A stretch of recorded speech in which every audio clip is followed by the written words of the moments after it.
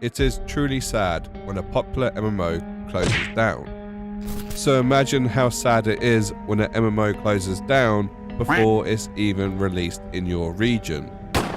And that is precisely what happened to Capcom's very first MMORPG, which on release had over 700,000 downloads and 1 million downloads in Japan after 10 days. But despite its success and high praise, it never got released to the Western market, which would arguably make this one of the most underrated MMOs ever created. So if you haven't guessed it already, I am of course talking about Dragon's Dogma Online.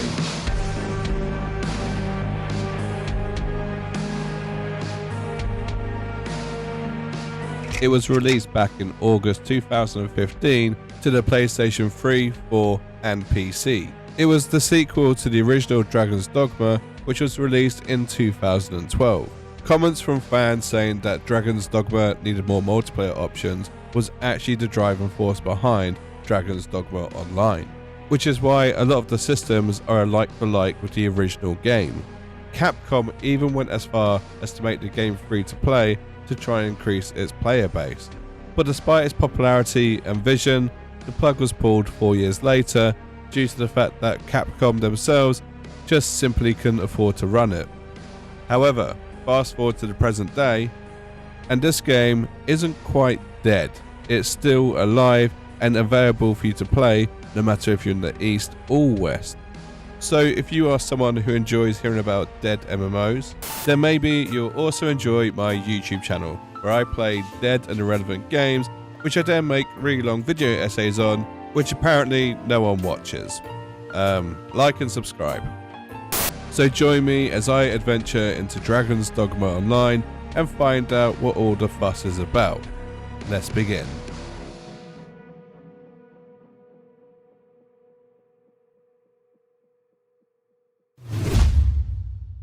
So to answer a question which a lot of you might be wondering, how do you play a dead MMO? And the answer is the same way anyone plays any dead MMO.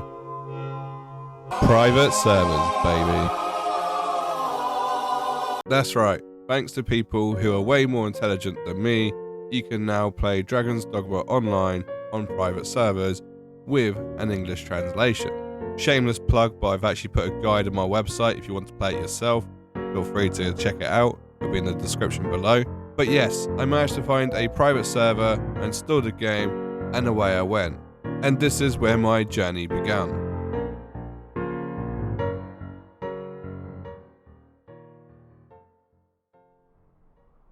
I would just like to point out that I've never played a Dragon's Dogma title, so this was going to be a very new experience for me.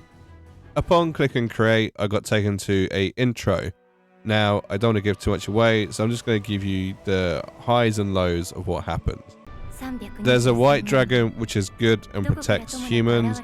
It gets attacked by a red dragon. The white dragon wins the fight. However, the white dragon is injured and doesn't perform up to his white dragon duties now that he is in a bad state. Now everyone protects the white dragon instead of the white dragon protecting them, and there's some magical powers associated to the white dragon. But enough lore and story, let's talk about the main focus here, and that is the character creator screen. At first glance, this character creator screen doesn't seem too complex, but I warn you now, this character creator, it's got a lot of depth to it. It's worth noting that the character name is important because this is what all other players will see you as, including the last name. I then select my gender. Fucking gender ambiguity! And of course, I select a man because playing as a girl is totally gay. Gay! I had a quick browse of the presets, which were quite honestly terrifying, but it gave me a clue as to what I could aspire to. After what seemed like hours of fine-tuning, I was at a state where I was happy with my character and was ready to confirm their appearance. But fun fact, when playing Eastern titles, specifically Japanese titles, they tend to swap around the X and O button, which means the cancel button and the confirm button do the old switcheroo, So when it come to the end screen and I accidentally clicked off and then I went to unclick off again, well, I kind of fucked up.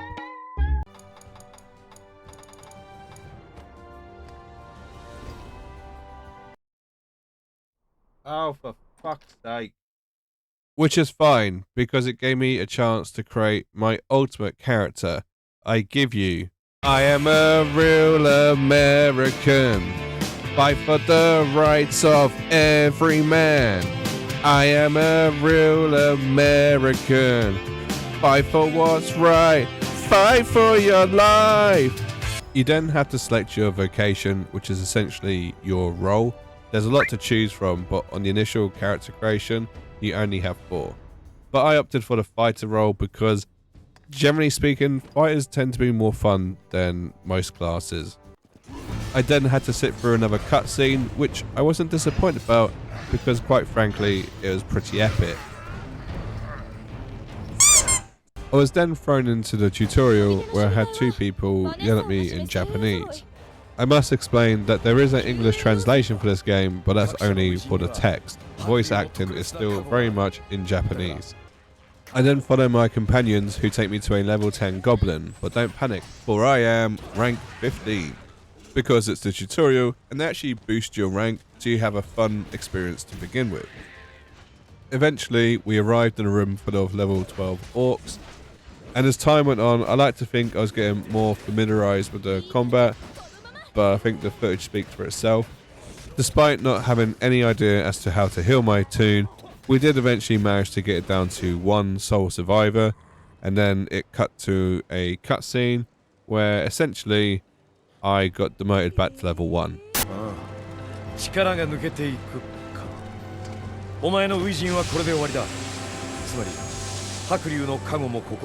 I'm dying. Help me. Thanks, mate. Really appreciate it. I was then given a tour of what was essentially the player hub. And that was it. The tutorial was concluded and I was free to go on my first adventure.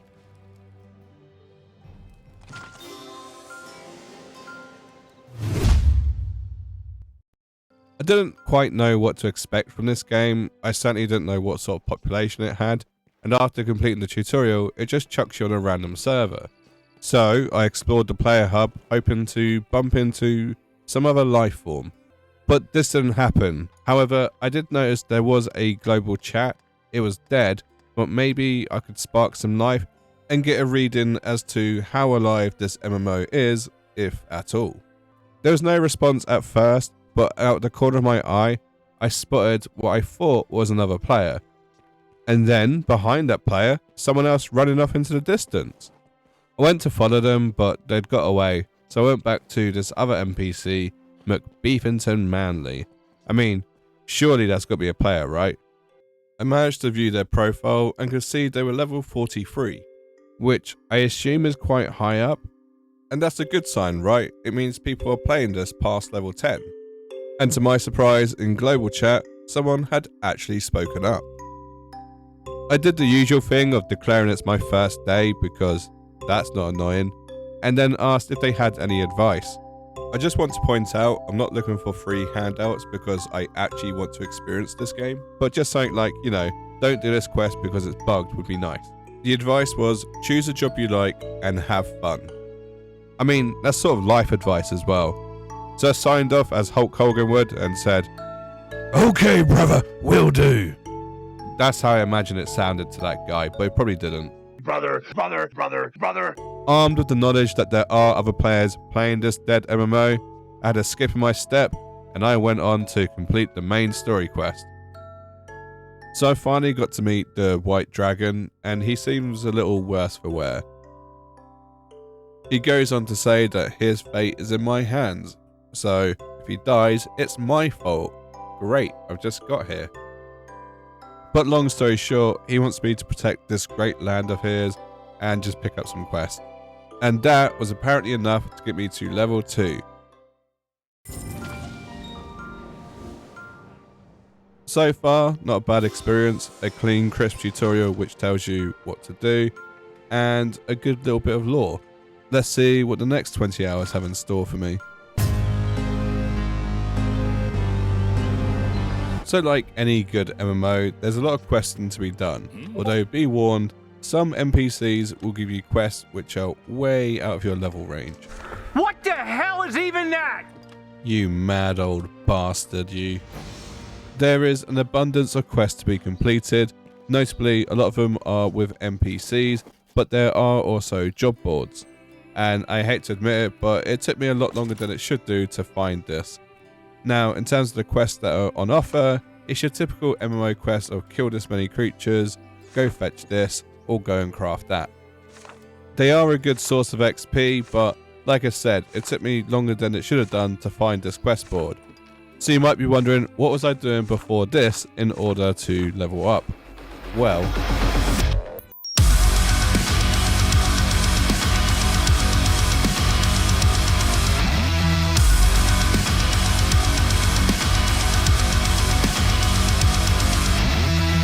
I mean, don't get me wrong, I was still having fun. It just wasn't efficient fun. By picking up the job board, I was able to maximize my ability to level up. And leveling up was fun, because it allowed you to unlock and improve existing skills, and surely more skills means better combat, which means more fun, right? I said earlier I didn't know too much about Dragon's Dogma, which, although true, I do know one thing, which is that it's very famous for its boss fights. Obviously, a Elden Ring expert like myself was not put off the idea by fighting a big ruddy boss. So I did what anyone else would do in my shoes, and I went for it. I went and I attacked this level 12 Cyclops. Even though I was level 4, I had what most people don't have, and that's confidence. Confidence in myself and my ability. And that confidence soon faded when I realized I was doing absolutely no damage. I was basically hitting him with a wet noodle. So I gave up and ran away like the coward that I am. I have zero regrets about my decision. We'll just put this down as a learning experience. Maybe I'll come back to it and kill it all by myself.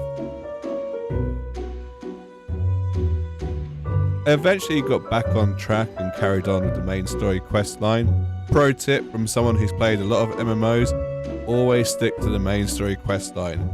They usually push you in the right direction as to where you need to go to advance within the game. Usually. It was probably by this point that I noticed as well there's a lot of dialogue in this game. Now, I tend to skip the dialogue in a lot of MMOs simply because I don't find it engaging.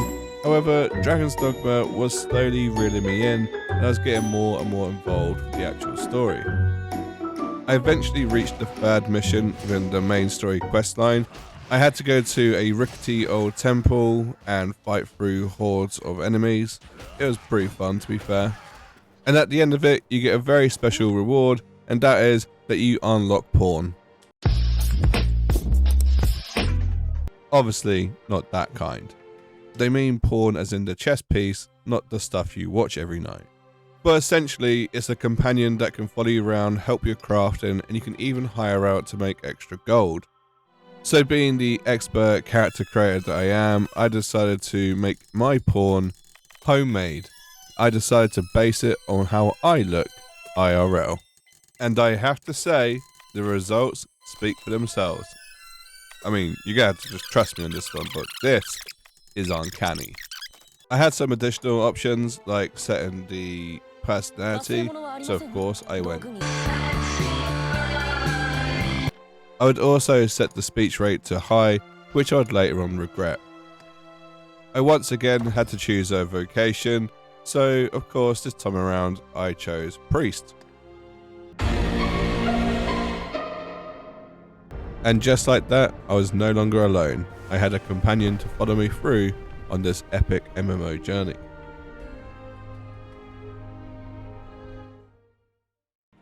I'm going to be honest, I'm kind of proud of my creation, as he kind of looks like Danny DeVito in The Penguin.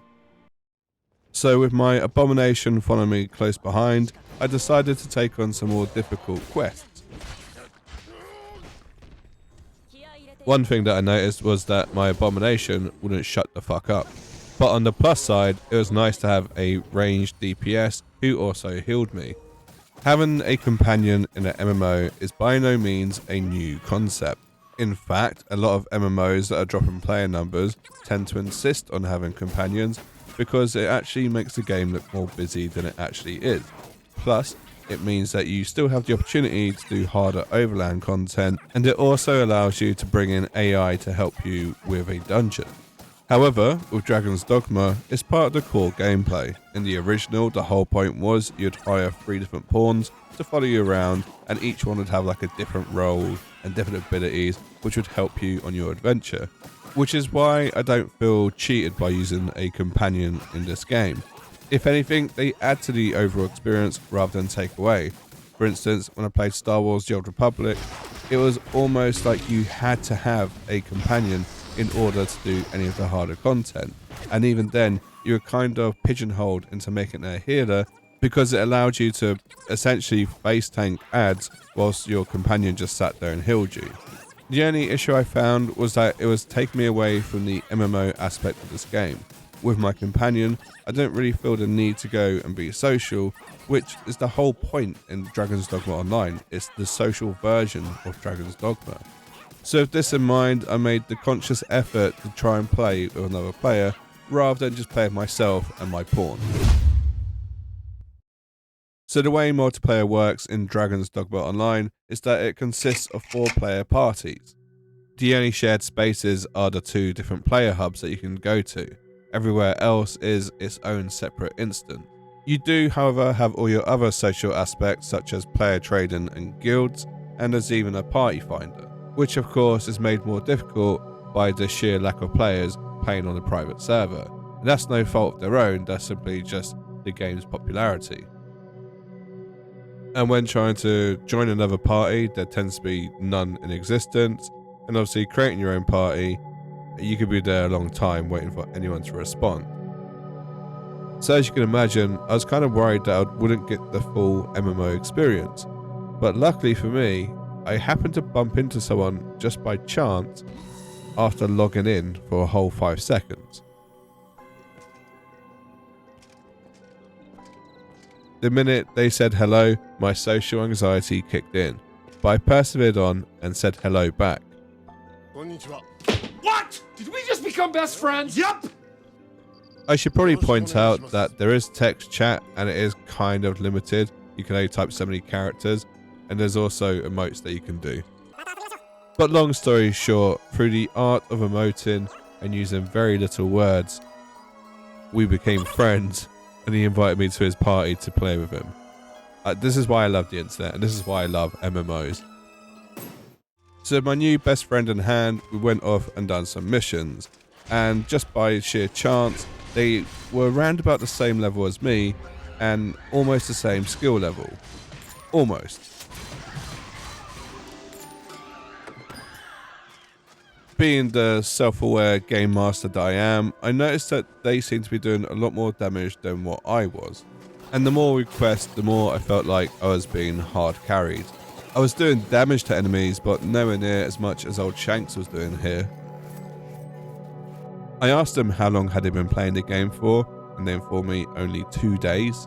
But they advised that they got help from other players, which is also why they were helping me today. I did suggest that maybe we go fight the Cyclops because this was just a bit too easy, and they agreed, which was great because I really wanted to kill the world boss. However, there was a slight miscommunication in what I meant. You see, I was under the impression that there was only one Cyclops world boss. Turns out, there's a few different ones. But hey, we're here now, might as well give it a go. I mean, how hard could it be? This guy's basically one-shot everything.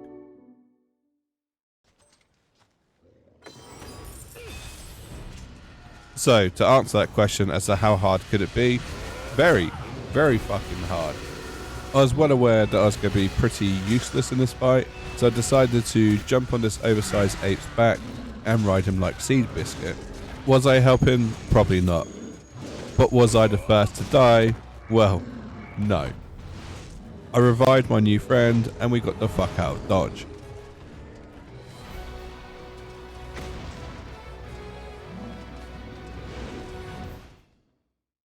We regrouped and got back to our old dynamic of him doing all the killing and me just leeching XP.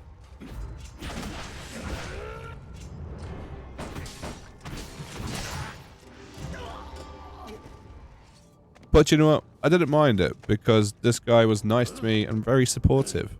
I did eventually remember that I did have a pawn I could summon, and I think Shank was very impressed by what I had made.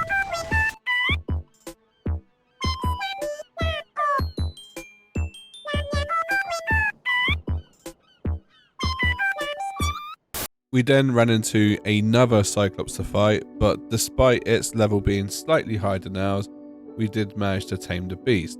But I was still disappointed because I wasn't doing any damage. Once again, I felt very underleveled, so I said to Shanks, I feel like I need a new sword.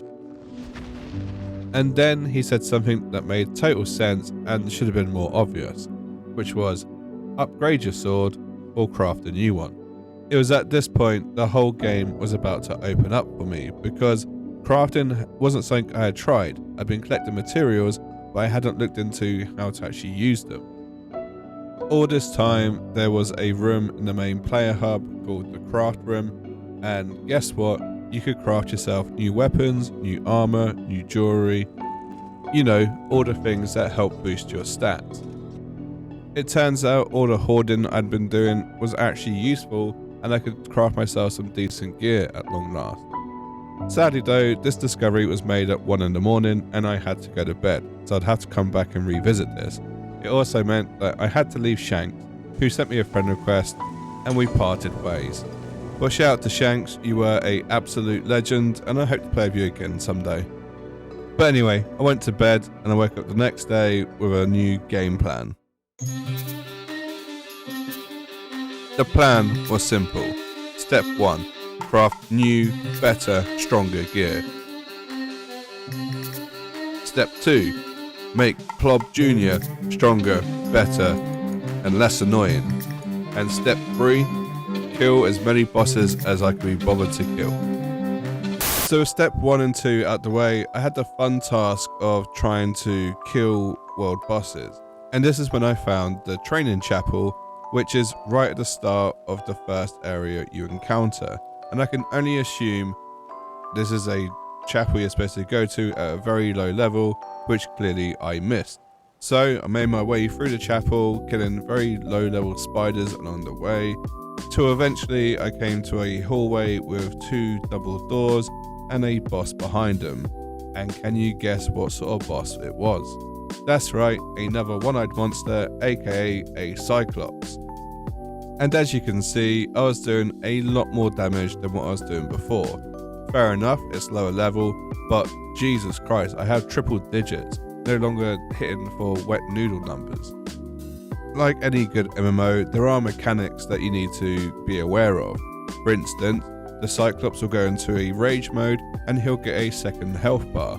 Now this health bar is a lot harder to get down, and that's basically because you have to attack its weak spots. And once you attack it enough in the weak spots, this health bar will disappear and you could go back to chunking the main health bar. Simple. The only issue is it can take some time for you to chunk that health bar, and also he does seem to get it back pretty quickly. So although a easy boss mechanically, it can take some time. Either that or I'm just doing it terribly wrong. Let me know in the comments below. Eventually though, I beat the one-eyed monster enough that it killed over and died. Which just goes to show perseverance and concentration is key. And with one boss down, I was on to the next one. Next up was a giant monkey monster in the forest, and it was a higher level and hit a lot harder than the previous boss. Just like the Cyclops, this monkey had a berserk mechanic where it would gain a second health bar, which I'd need to chunk down by hitting the weak spots again. However, it being a high level meant that it took less damage than what I was doing to the Cyclops, which, as you can imagine, means it took a lot longer to kill. Unfortunately, the world clock in the top right is fast or just completely wrong, because I assure you it didn't take me hours to kill this boss. It did, however, take me about 20 minutes plus. It's almost like these bosses are designed to be attacked by multiple people as opposed to one person trying to solo them. I did also go back and kill the level 12 Cyclops, which I encountered when I was level 4, and it's safe to say I was doing a lot more damage than what I was before.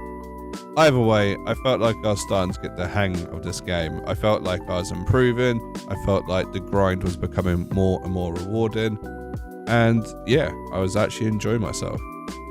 However, there was one boss which I found so tedious that it pretty much made me want to quit the game, and I'm going to show you that now.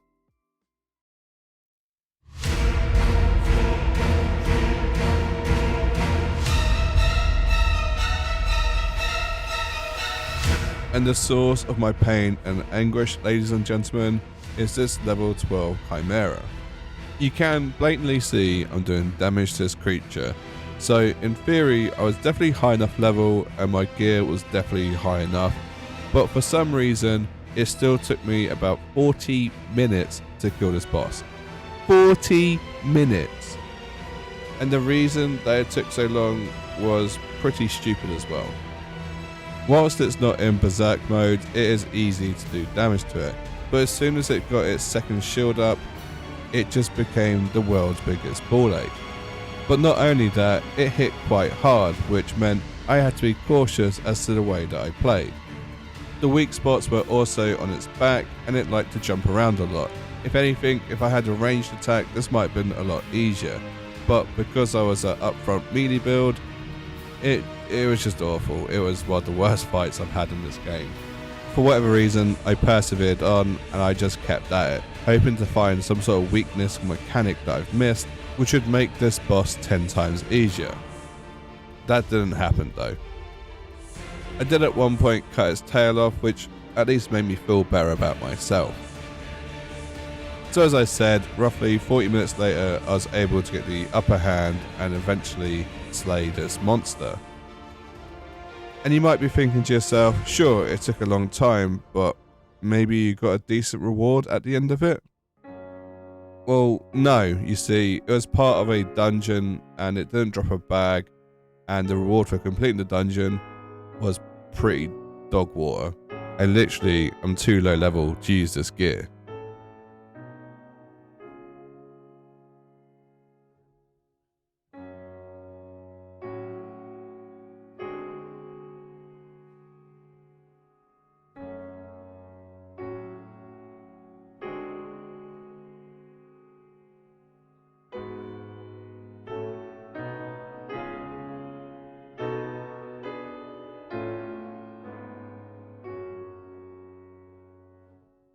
Capcom stated that one of the reasons for closing down Dragon's Dogma Online was that it was too difficult to continuously provide satisfactory service, but in all honesty, I think there's more problems than just that.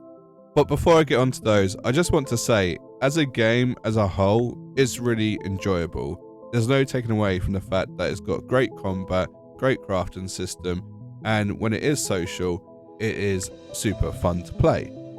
And I also want to note that the guys who put this together and revived Dragon's Dogma Online deserve a lot of praise, because this is indeed an underrated classic. But the game isn't perfect, and that's mainly down to it not knowing what direction it wants to go in. It feels like at times it's trying to be a solo RPG, whilst at other times it's prompting you to play with other people and treat it like a MMO. And I think overall it suffers from trying to be satisfactory to everyone and anyone. You have to remember as well, it was released on console and PC, and with that you can tell there's certain restrictions, even stupid stuff like typing in the text chat, which I believe was probably more done for console players than PC users.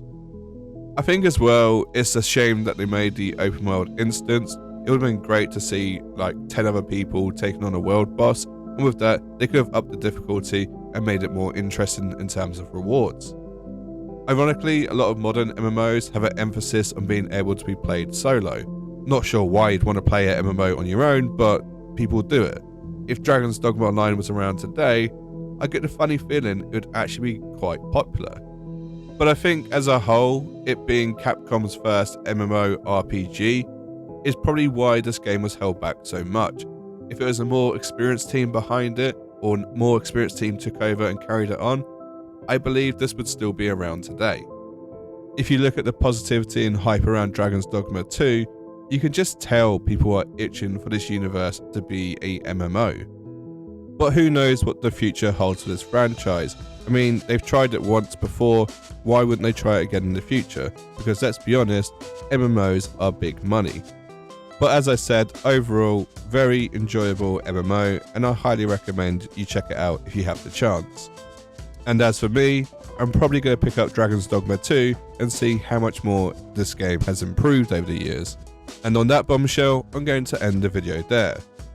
As always, I'd love to hear from you guys in the comment section below, so if you do have any suggestions on other dead MMOs to play, or simply just some advice on how to get good at Dragon's Dogma Online, leave a comment. I read pretty much all of them, even the bad ones.